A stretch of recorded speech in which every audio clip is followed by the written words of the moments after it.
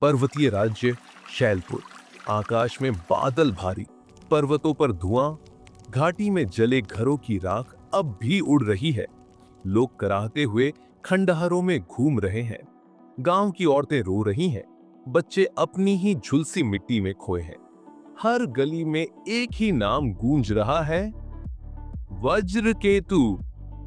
भीड़ पत्थर फेंक रही है उसके घर पर। दरवाजे टूट चुके हैं। सैनिक पहरा दे रहे हैं क्योंकि जनता खुद उसे जला देना चाहती है। राज्य का बड़ा किला गरुड़गढ़ शत्रुओं के विस्फोट से ढह चुका। कहते हैं शत्रु को हमला करने का गुप्त मार्ग किसी ने बताया, वही मार्ग जिसने पूरी रक्षा पंक्ति तोड़ दी। हजारों सैनिक और परिवार राख बन गए। सबूत किसी के पास नहीं, पर भीड़ मानती है इसके पीछे सेनापति वज्र केतु का हाथ है। राजधानी के नागद्वार महल में सभा लगी। स्तंभों पर अग्निदीप जल रहे हैं। चारों ओर नारों की गूंज। जनता महल के बाहर खड़ी, दोषी को अग्नि में डालो। राजा विराज सिंहासन पर, चेहरे पर थकान, बाजुओं में राज चिन्ह की तलवार, पर नजरों में बेचैनी। मंत्री घोषणा करता है, दरबार ने निर्णय किया है, सेनापति वज्रकेतु पर विश्वासघात का आरोप है। दोष सिद्धि के लिए उसे अग्नि परीक्षा दी जाएगी। 7 बार अग्निकुंड की परिक्रमा करेगा। जो देवता चाहेंगे वही सत्य होगा। सभा गर्जना करती है। हर ओर हाहाकार। भीड़ से किशोर दौड़ता है। चेहरा मासूम, उम्र केवल 15। वही अर्जुन है, वज्रकेतु का पुत्र। वह दरबार की भीड़ चीरकर आगे आता है। पहरेदार उसे रोकते हैं, पर उसकी आवाज इतनी साफ और तीखी कि सब ठहर जाते हैं। महाराज। उसकी आंखों में आंसू, आवाज गूंजती है, मेरे पिता निर्दोष है। आप उन्हें अग्नि में क्यों डालते हैं? क्या देवता केवल कसाई बन गए हैं? क्या हमारे राज्य में सत्य का मूल्य सिर्फ राख है? सभा का एक हिस्सा हंसता, दूसरा चुप हो जाता। वह बच्चा फिर बोलता है, अगर मेरे पिता सचमुच निर्दोष हैं और वे अग्नि में जल गए, तो इस राज्य पर अनंत पाप चढ़ेगा। क्या उस पाप का भार आप उठाएंगे महाराज? उसकी मासूम पुकार से लोग असहज होते हैं। कई चेहरे झुक जाते हैं। दरबार के बीच लोहे की जंजीरों में बंधा वज्र केतु, विशाल शरीर, कठोर चेहरा, पर इस समय उसकी आंखें चुप है। वह कोई सफाई नहीं देता, केवल अपने पुत्र की ओर देखता है। लोग चिल्लाते हैं, बोलो, अपना अपराध कबूल करो। पर उसकी चुप्पी और गहरी हो जाती है। भीड़ का कोलाहल बढ़ता है। राजा कहता है, सेनापति, अगर तुम निर्दोष हो तो अपना पक्ष रखो, राजसभा को सुनाओ।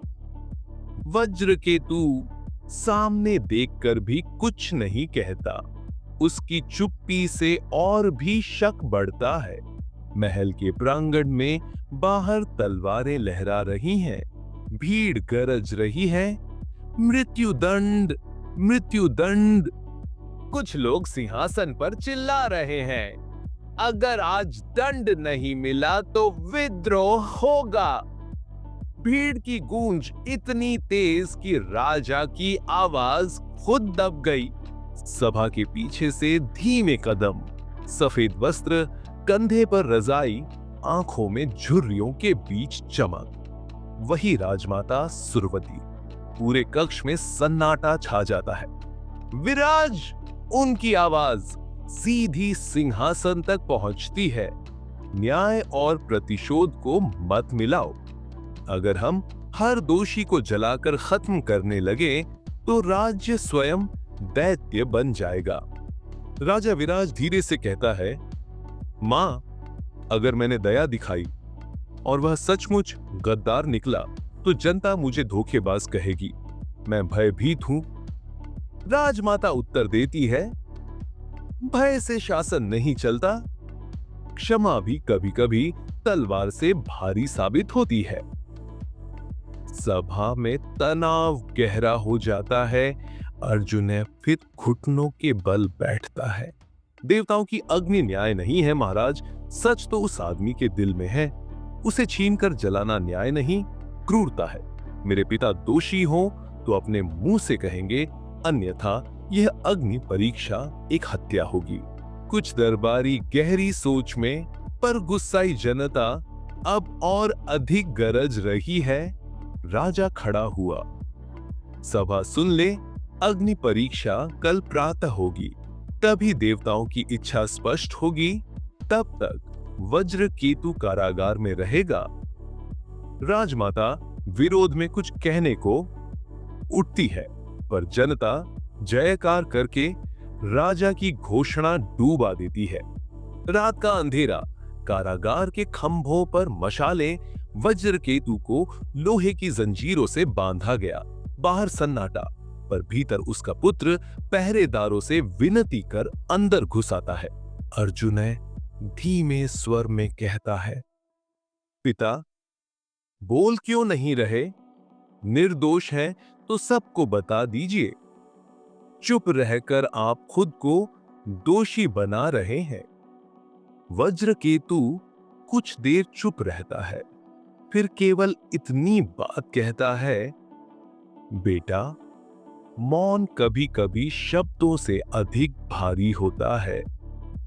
अर्जुन ये चीखता है, लेकिन मैं हार जाऊंगा, आपके बिना जी नहीं पाऊंगा। वज्रकेतु उसे गले भी नहीं लगाता, बस आंखों से देखता है। उस रात राजा विराज महल में अकेला बैठा। बाहर भीड़ की गड़गड़ाहट अब भी सुनाई देती है। वह तलवार की धार पर उंगली फेरते हुए सोच में है।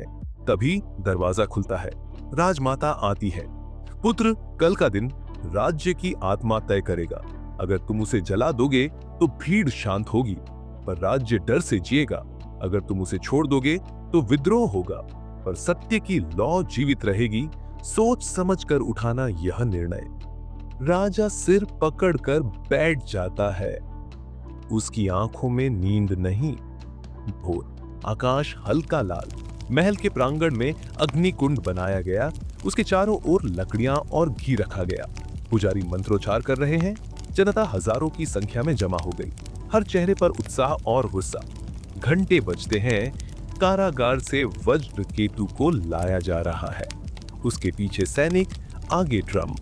अर्जुन रोता हुआ भीड़ चीरता है और अग्निकुंड के पास खड़ा हो जाता है। पुजारी गूंजते स्वर में आदेश देता है, देवताओं के न्याय हेतु वज्रकेतु को अग्निकुंड की परिक्रमा करनी होगी।